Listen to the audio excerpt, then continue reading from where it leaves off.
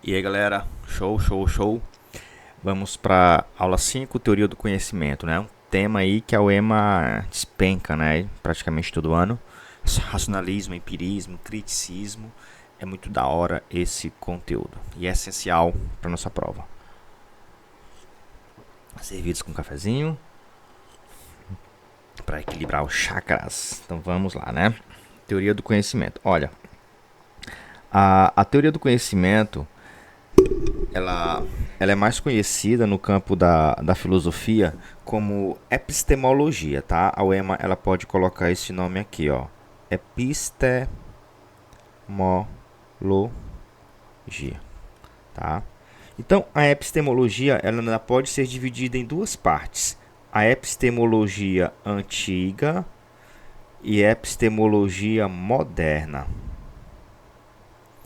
A antiga são os pensadores antigos, né? Platão, teoria do conhecimento, que na verdade pode ser muito complexo, porque pode vir uma questão até dos pré-socráticos, como teoria do conhecimento. Então nós vamos só fazer aqui um balanço geral, caso a UEMA coloque assim, segundo a epistemologia de Platão, segundo a epistemologia de, sei lá, dos pré-socráticos, segundo a epistemologia de não sei quem lá, blá blá blá. Bora ver como é que a gente pode trabalhar isso aqui, tá? Então vamos falar da epistemologia antiga, né? Para depois a gente falar da moderna. Epistemologia antiga. O que é epistemologia? Teoria do conhecimento. A UEMA coloca esse nome, tá certo? Então, a gente já pode pegar bem aí, de gancho. Primeiro, os pré-socráticos. Olha só. O que é epistemologia para os pré-socráticos? É o que a gente chama de cosmologia. Por que cosmologia, Davidson? Porque os pré-socráticos, eles investigavam a natureza, o universo. Eles usavam a logia, eles utilizavam a razão para explicar a ordem no universo. Como que eles faziam isso, Davidson? Nós já vimos lá no início das aulas, buscando a matéria-prima, a arqué do cosmos. Então, a cosmologia, eles buscam a arqué, o princípio do cosmos. Tá? Não preciso explicar isso aqui detalhado, né? Porque vocês vão... Nós já estudamos isso aqui, né? Lá em filosofia pré-socrática, tá bom? É só pra gente ficar ligado aqui que a gente pode... que a UEMA pode cobrar a epistemologia dos pré-socráticos, sim. A resposta ser cosmologia, querer compreender a natureza, ou filósofos da natureza, essas coisas aí, tá bom? Porque nós temos também, dos pré-socráticos, a gente pode passar aqui, falar dos sofistas, né? E a teoria do conhecimento, na verdade, o conhecimento para os sofistas era isso aqui, ó, o relativismo. Ou seja, para os sofistas, a verdade, o conhecimento é relativo. Não existe uma verdade absoluta, não existe um conceito absoluto, já que tudo pode ser validado, né? Porque a função dos sofistas, inclusive nós vimos isso já, a função dos sofistas é apenas validar argumentos, né? Não é buscar a verdade. Então, se eu tenho a validação, se eu posso validar um argumento como sendo verdadeiro, então o que vai ser verdade? Aquilo que eu consegui defender como sendo verdade, tá bom? Então, nos sofistas, eu tenho o relativismo. Relativismo é que a verdade é relativa, tá bom? Então, a verdade é relativa. Então, tem os sofistas, aí depois nós temos o Sócrates. O Sócrates, ele muda um pouco aqui a parada, é porque existe sim uma verdade, tá? E o conhecimento é busca. Então eu devo buscar o conhecimento. O Sócrates é aquele que usa o método da maiêutica, né? Da dialética, o diálogo, pela maiêutica, questionando as nossas ideias, a gente chega a uma nova verdade, que no caso seria o parto das ideias. Né? Tudo isso aqui foi trabalhado. Tá? É só para a gente relembrar que eu posso associar a filosofia desses caras com a teoria do conhecimento. Tá? Então Sócrates é um cara que busca a verdade. Tá? Só para lembrar do método da ironia, que leva à maiêutica. E lembrar que maiêutica seria o parto das ideias. Então, é quando eu estou buscando verdade, quando elas surgem, eu tenho o parto das ideias. Esse parto das ideias, do conhecimento, que é a maiêutica. Mas eu preciso fazer o quê? Eu preciso buscar. Tudo bem? Nós temos também o Platão. A teoria do conhecimento do Platão é o idealismo, né? Porque tu lembra que o Platão é aquele cara que fala que existem duas verdades, né? O dualismo dele seria a relação entre mundo sensível, já foi trabalhado com vocês também, e o mundo das ideias, que é o mundo inteligível. Onde ele fala que esse mundo sensível aqui, ele é engano e cópia. Ele não é a verdade, ele é apenas uma cópia imperfeita. E que o mundo inteligível, que é o mundo das ideias, é aqui que eu tenho conhecimento verdadeiro. Tá? O mundo inteligível seria o mundo dos conceitos, né? Seria ideias e conceitos. Mentalize esses dois nomes, tá? Pode salvar a nossa vida. E o que eu vejo seria apenas uma cópia daquilo, tá bom? Uma cópia, só que ele fala que é uma cópia imperfeita, no caso, né? Certo? Então, sofistas, Sócrates, Platão e o Aristóteles, né? Pra gente ir lá para a teoria do conhecimento da modernidade, né? O Aristóteles, diferente do Platão, que valoriza ali o mundo das ideias, o mundo inteligível e tal, e fala que os sentidos enganam. O Aristóteles ele é diferente, né? Porque ele é mais voltado para o realismo. Ou seja, enquanto o Platão desvaloriza os sentidos, o Aristóteles ele faz o contrário. Ele faz valorizar, né? Ele valoriza os sentidos, o mundo real. O mundo é aquilo que eu vejo mesmo, a realidade. Tá? Aí tem as teorias dele, né, que nós vimos. As teorias que ele vai justificar isso aqui. A teoria das quatro causas, a teoria da substância, tudo isso. Tá? Então, Platão, idealismo, Aristóteles, realismo. Platão, a verdade se encontra aqui nas ideias, nos conceitos. Aristóteles, a verdade se encontra no que eu vejo de fato. Né? Ele valoriza os sentidos. É importante a gente entender Platão e Aristóteles, porque nós vamos ver que o Platão, esse idealismo, ele vai influenciar o René Descartes na teoria do conhecimento na modernidade. E o Aristóteles, ele vai influenciar os empiristas, né? A ideia de que o conhecimento só chega à mente pelos sentidos na modernidade. Que nós vamos já falar desses caras aí. Tá bom? Então, beleza. Agora, quando a gente fala de epistemologia moderna, que é o que importa aqui pra gente, ó, aqui foi a epistemologia antiga, né? Desses caras aqui. Quando a gente chega na epistemologia moderna, deixa eu ajeitar aqui. Epistemologia moderna, nós vamos ter três teorias do conhecimento aqui, tá?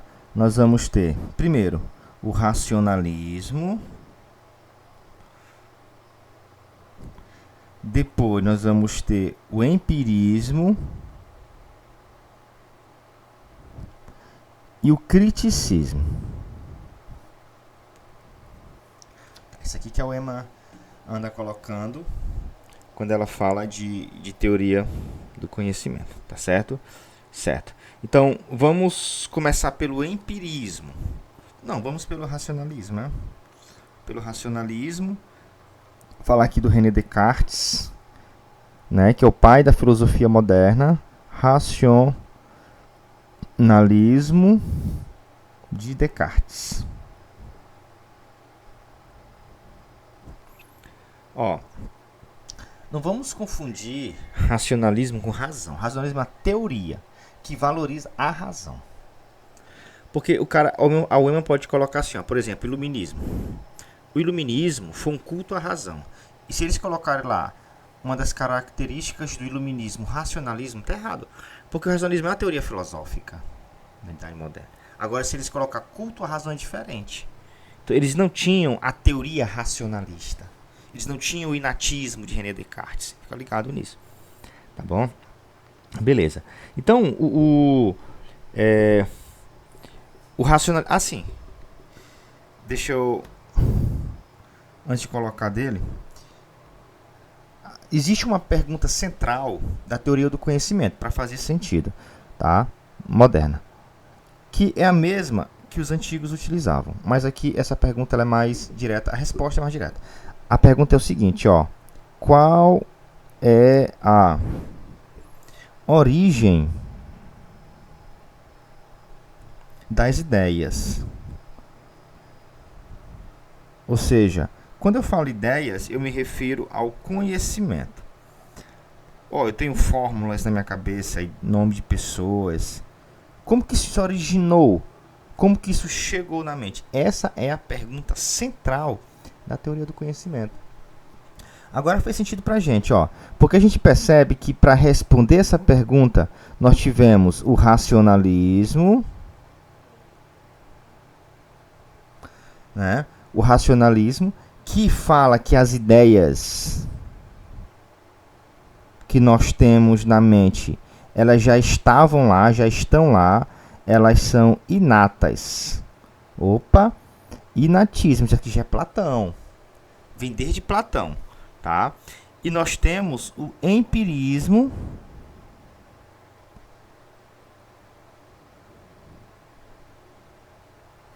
que fala que não, que o conhecimento que nós temos na nossa mente chegou em nossa mente pela experiência, Aristóteles, experiência dos sentidos, ou experiências sensíveis.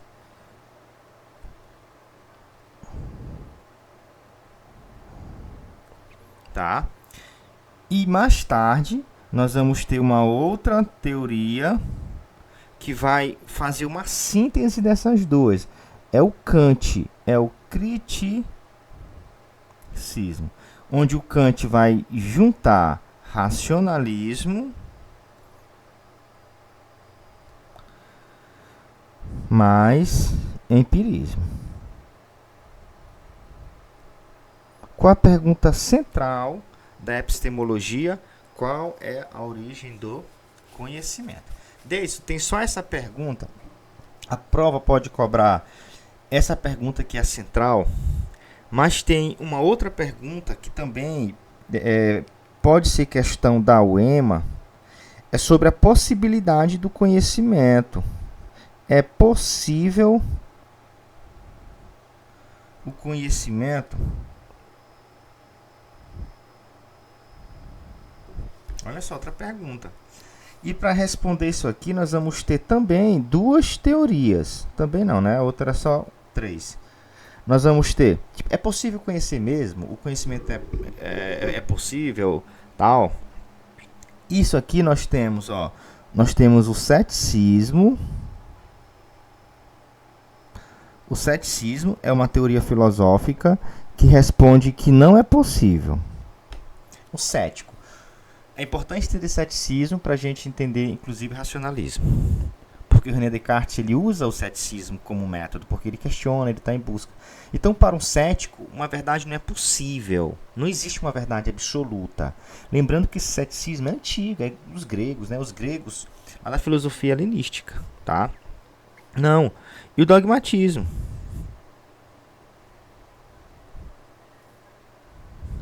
E o dogmatismo, né? Que fala que sim, existem verdades absolutas. A palavra dogmatismo vem de dogmas, né, que são verdades inquestionáveis e por aí vai, tá bom? Então olha que legal. Então a teoria do conhecimento, ela contemporânea, moderna, moderna, que a contemporânea é outra coisa. A gente vai ver que a ciência, Karl Popper, Thomas Kuhn, essas coisas aí, esses caras. Mas na modernidade, essas duas perguntas são chave, porque a partir delas eu vou entender toda a epistemologia moderna, tá bom? Então, vamos ver esses caras aqui, ó. Claro, a gente não vai aprofundar René Descartes, aprofundar John Locke, porque seria uma aula para cada. E aqui a gente precisa fechar o conteúdo completo de teoria do conhecimento e a base deles, o que a prova de fato cobra sobre cada um desses filósofos, né? Então, tem a média aqui de uns 4 filósofos, 5 na teoria do conhecimento, tá? Então, pegando aquela ideia lá central sobre a origem do conhecimento, aí sim a gente fala do racionalismo de Descartes. Bom, o racionalismo de René Descartes. Olha só, o que René Descartes propõe? O que é o racionalismo? O que a UEMA pode cobrar o racionalismo? Bem simples, né? É a ideia de que a razão é a única fonte confiável. A razão é a única fonte confiável de conhecimento. Então, só é verdade aquilo que a razão conhece. Eu só vou confiar na razão. Isso é o racionalismo.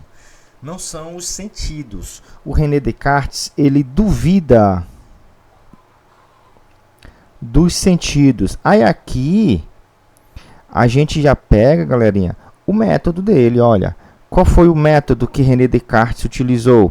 O método da dúvida. Olha só, essa palavra aqui é muito importante. Por quê? Porque Descartes parte da dúvida. Se eu quero chegar a uma verdade, que já está na mente, é inatismo, já coloco aqui para vocês, eu tenho que duvidar de tudo. Por isso que a dúvida, ela tem que ser o método. A dúvida, ela é metódica. A dúvida é exagerada, ela é hiperbólica. Tá? E é isso que René Descartes faz. Inclusive, ele duvida da sua existência porque ele quer chegar à certeza se ele existe ou não. Mas ele quer a certeza o quê? Racional. Então, é exagero duvidar se existe, não é? Percebe que a dúvida ela é hiperbólica. A dúvida ela é exagerada. Tá? Então, o método da dúvida é inatismo. As ideias são inatas.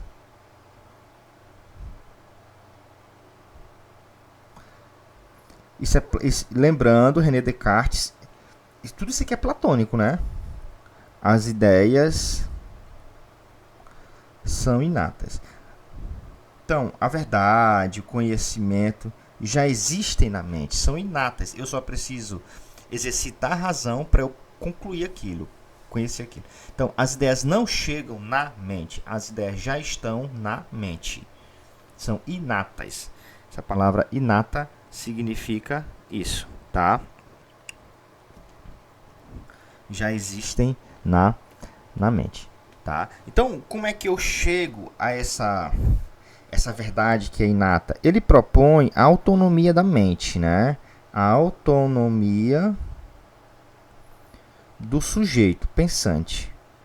Então, é a tua mente, é você, é o seu raciocínio que vai chegar a essa verdade, tá?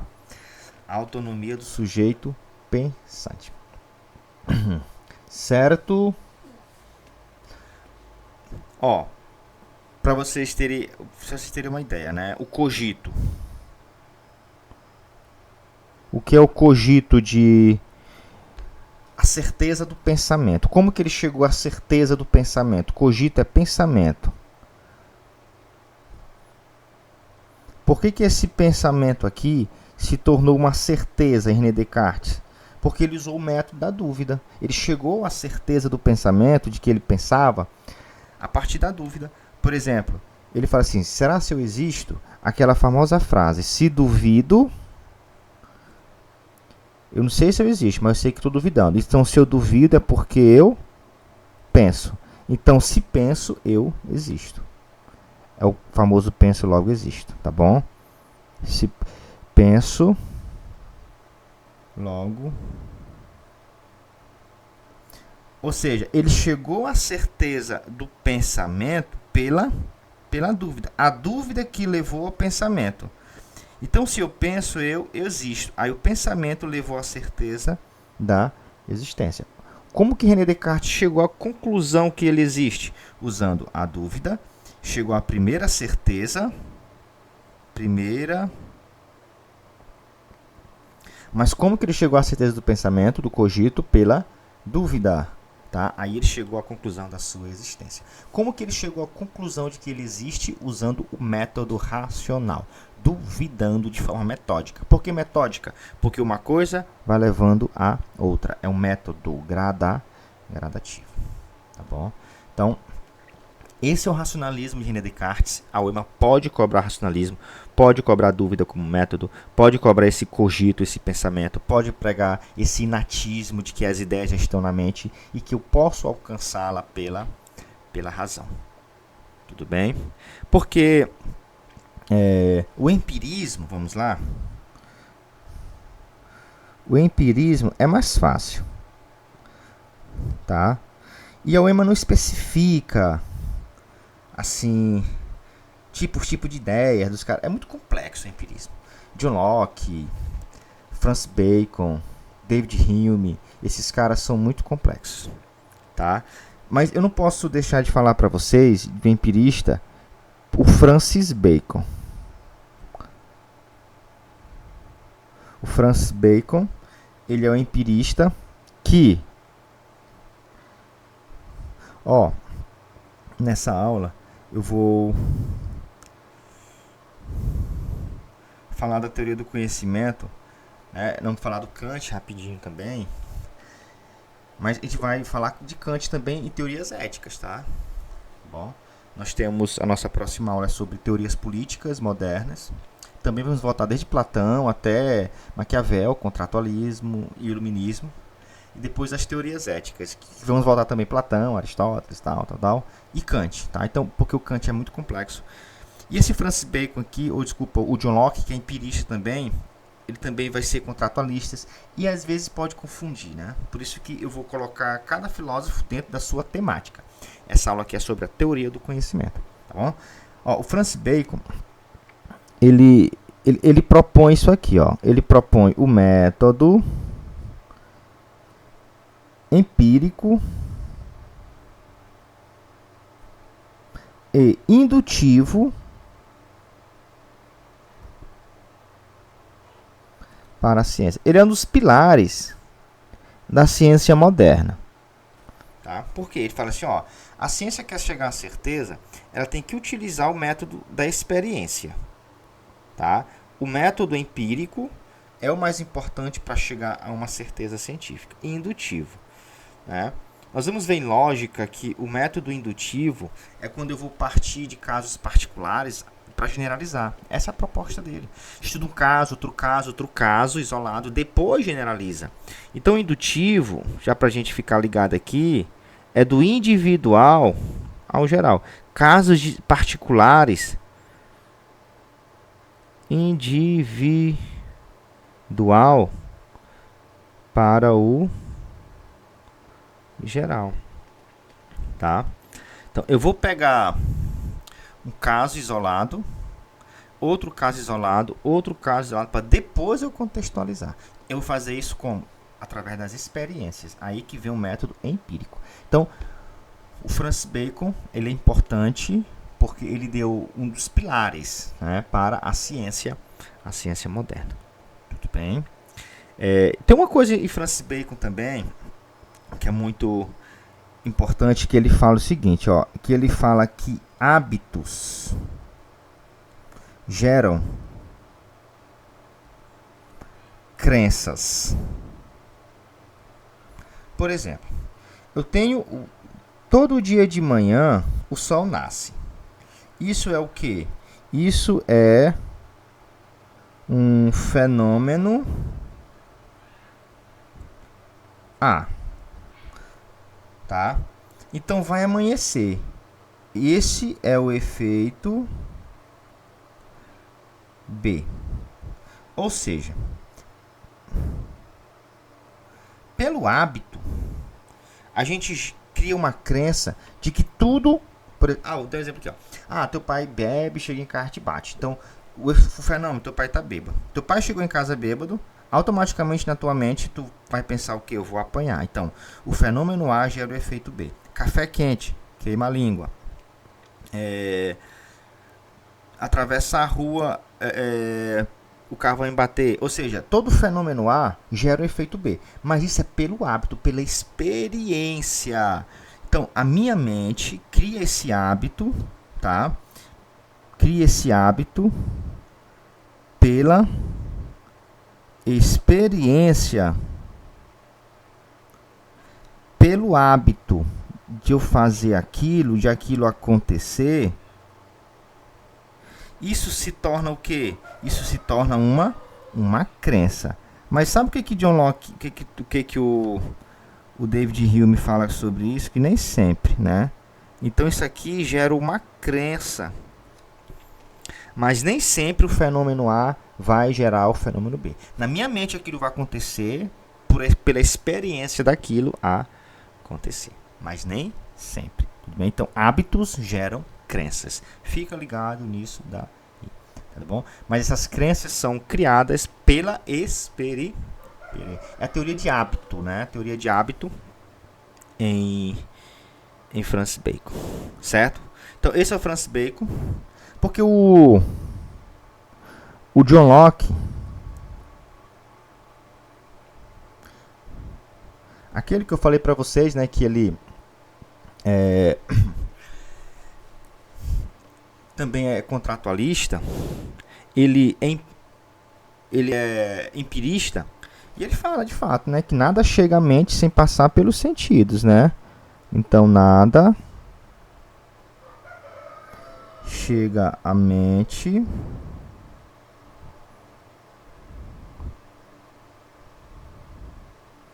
sem passar pelos sentidos. Então, eu não, vocês não me conheceriam se vocês não assistissem minha aula, não me escutassem. Entende? Vocês têm ideia de quem é o professor Davis porque vocês veem o professor Davis. Passa pelos seus sentidos. Por que, John Locke? É porque a mente, quando a gente nasce, segundo John Locke, a mente é como uma folha em branco, né? A mente, segundo o John Locke, é uma folha em branco, sem conteúdo.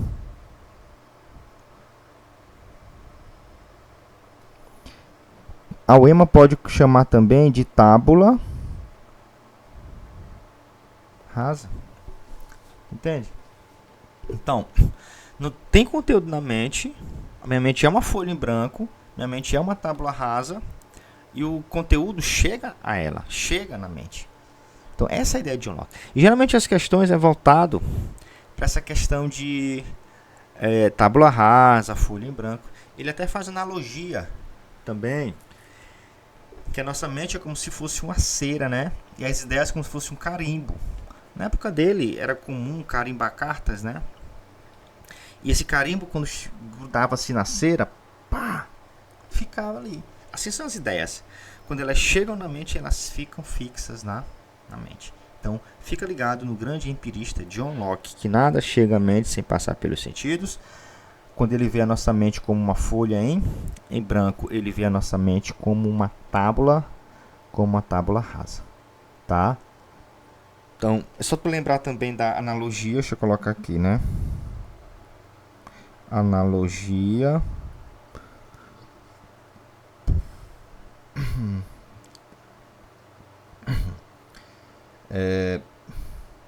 do carimbo e da cera.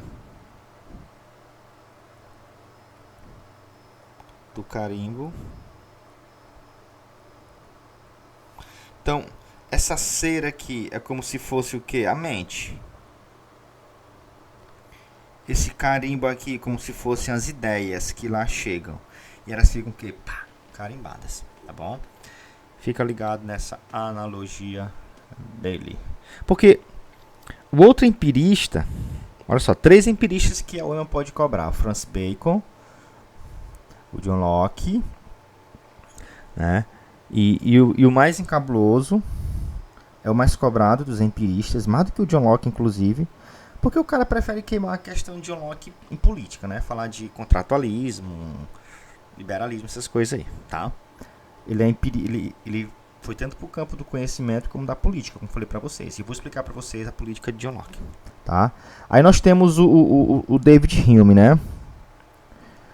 O David Hume, ó, também empirista, só que o David Hume, ele fala o seguinte, ó, 2 coisas que eu tenho que ficar ligado nele: entender o que são impressões, e são as impressões que geram as ideias, tá? Por exemplo, vocês estão me escutando, isso é impressão, porque são pelos sentidos. É quando eu vejo, escuto, toco. Então pode ser chamado também de sensações. Ah, eu vi uma pessoa, impressões, sensações. Estou vendo, isso, aquilo é impressão, aquilo é a sensação. Vocês estão me escutando, isso é impressão, isso é sensação. Isso daqui são as impressões que geram as ideias. Porque as ideias, elas estão na mente. Tá? Quando acaba, ó, nesse momento vocês estão assistindo a aula de filosofia, teoria do conhecimento. Isso é impressão. De boa. Quando terminar a aula, essa aula vai ficar na mente de vocês. Ficou o que na mente de vocês? Ficou as ideias. Tá bom? Então, é isso que eles cobram de David Hume. Entender impressões, que eles podem chamar também de sensações, e que geram as ideias. Tem outra coisa interessante aqui sobre impressões, ó. Vocês estão entendendo tudo que eu estou falando. Sabe por quê? Porque as impressões, elas são fortes. Quando eu estou vendo a coisa, aquilo fica forte na mente. Aquele conceito, aquela pessoa é bem clara na mente. Entende? Mas as ideias, o que fica, é fraca, é pálida. Vocês vão esquecendo gradativamente essa aula na mente de vocês. Por quê? Porque o que vai ficando na mente, segundo o David Hume, é fraco. Tá? Então, as ideias são fracas na mente. Ele chama de pálidas. É por isso que a gente esquece as fórmulas depois da aula, a gente esquece as pessoas quando não vê mais. Por quê? Porque a ideia, quando eu estou vivendo com aquilo, convivendo com aquilo, aquilo é forte na mente. Tá bom? Por isso que, de fato, né, se você quiser esquecer, é só não ver, não gerar impressões, para não ficar forte na mente. Aquilo, com certeza, vai o quê? Se tornar fracas. Vai se tornar pálido na mente. Beleza? E o Kant, né? O Kant é a teoria agora do criticismo. Criticismo. Ó, o que o Kant faz? Na verdade, o Kant ele faz uma fusão entre racionalismo,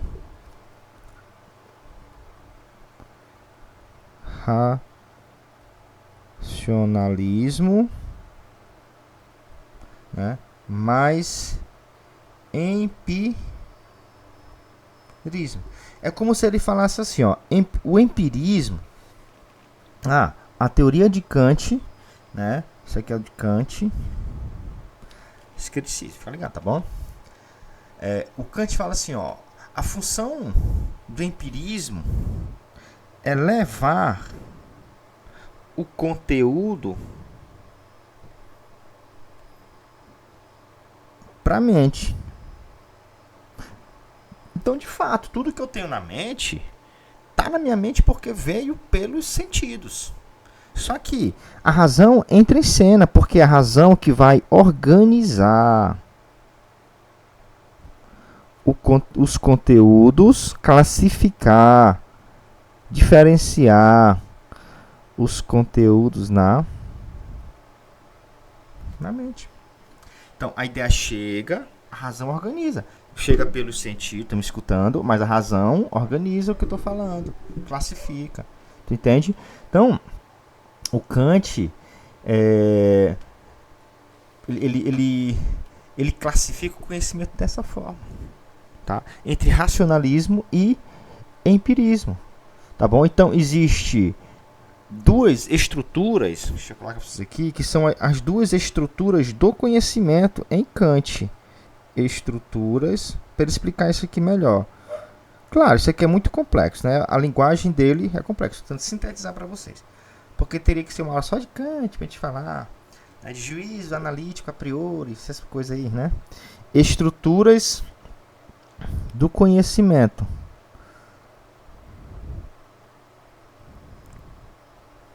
Como se estrutura o conhecimento? De duas formas. Ele fala que existe a matéria.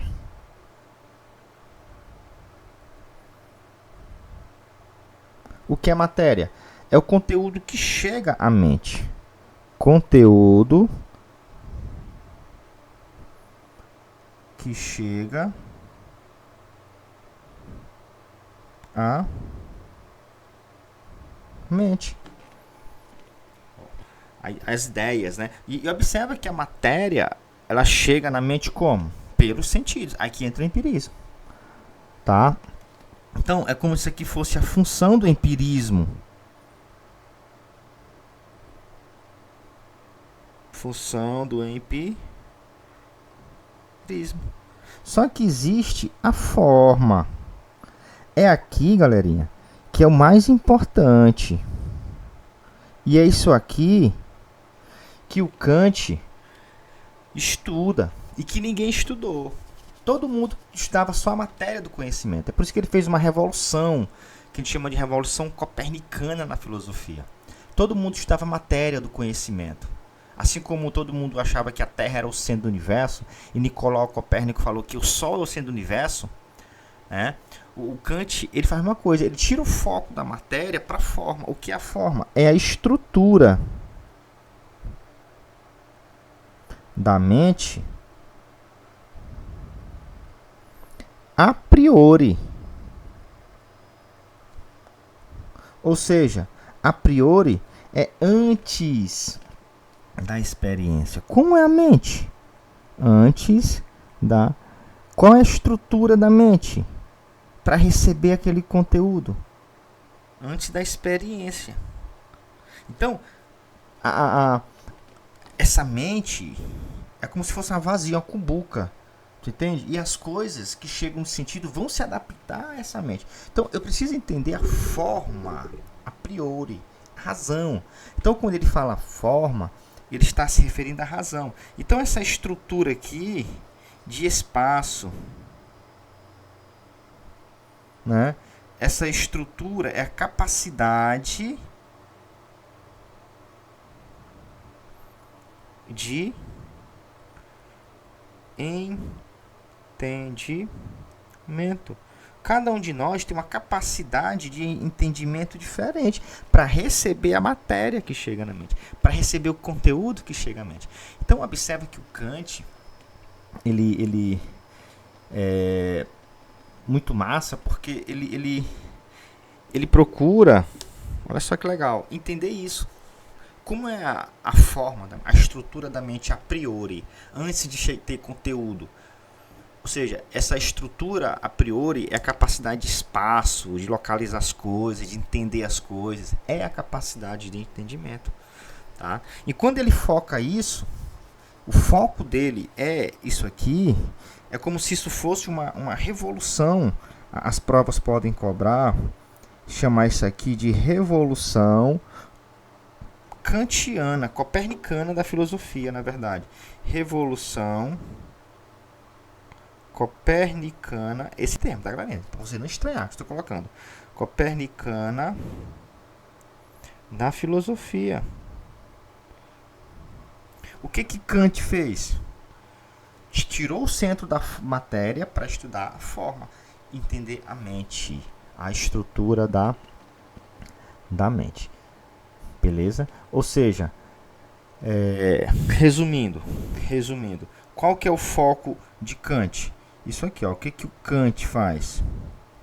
Ele faz uma análise entre matéria do conhecimento e forma do conhecimento. Tá bom? Enfim, isso aqui não... Ó, deixa eu explicar aqui essa revolução copernicana para vocês. Copérnico. O que Nicolau Copérnico fez? Para a gente finalizar. Existia uma relação entre quem era o centro de tudo, se era o Sol ou era a Terra. O que Nicolau Copérnico falou? O Sol. O Sol é o centro de tudo. Todo mundo achava que era a Terra. Foi isso que Nicolau Copérnico fez.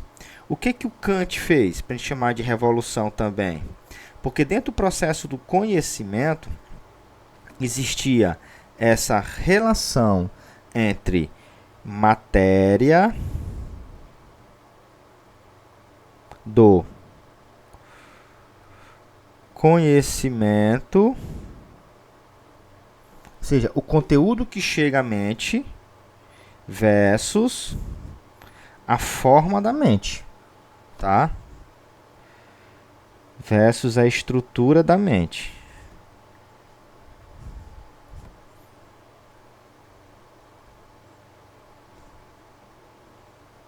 Estrutura. O que todo mundo queria saber? Só a matéria do conhecimento. O que Kant faz? Uma revolução? Não. Nós temos que estudar a estrutura da mente. Então, da mesma forma como Nicolau Copérnico tirou o centro do conhecimento da Terra, voltou para o Sol, o Kant, que foi o que ele fez, tirou o centro da teoria do conhecimento, da matéria do conhecimento, para procurar entender a estrutura da mente, ou essa forma da mente. Beleza, galerinha? Então, ó, muito massa a teoria do conhecimento, tá? Eu coloquei questões mesmo bacana para vocês, respondo as questões, todas estão comentadas. Agora vai ficar fácil vocês entenderem as questões, vocês entenderem racionalismo, empirismo, criticismo. Estão muito legais as questões. Então, quando a aula passa de 40 minutos, geralmente eu não vou para as questões para não ficar tão extensa e para vocês treinarem também. Por isso que eu fiz questão de colocar as questões comentadas, tá bom? Para vocês, para não gerar dúvidas. Então, bons estudos, peguem quente em teoria do conhecimento, que é um conteúdo garantido na nossa prova, tá bom, galerinha? Então, um abraço para vocês e até a próxima aula.